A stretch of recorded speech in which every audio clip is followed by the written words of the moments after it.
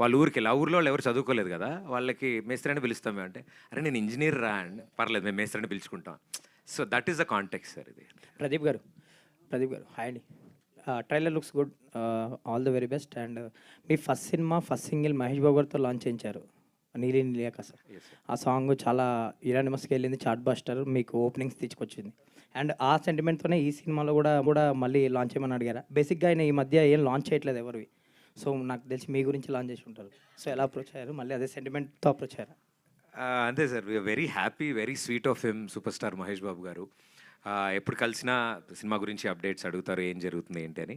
So, first song అవ్వగానే మేము ఎప్పుడైతే విన్నామో ఉదిత్ సార్ పాడిన పాట అది. చాలా ఇయర్స్ తర్వాత తెలుగులో ఉదిత్ నారాయణ గారు పాడుతున్న పాట. సో, అంతా విన్నప్పుడు మాకు అరే!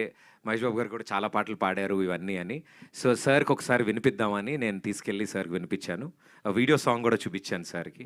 ఇమ్మీడియేట్‌లీ సార్‌కి చాలా చాలా బాగా నచ్చి, చాలా బాగుంది, ఫ్రెష్ ఉంది అన్నప్పుడు, "సార్ ఏమనుకోకపోతే ఈ పాట కూడా మీరు లాంచ్ చేస్తే విల్ బి వెరీ హ్యాపీ" అని. "నువ్వు అడుగుదామనే వచ్చావు నాకు తెలుసు" అని చెప్పి భుజం మీద శభాష్ అని very sweetly without any questions immediately he said yes.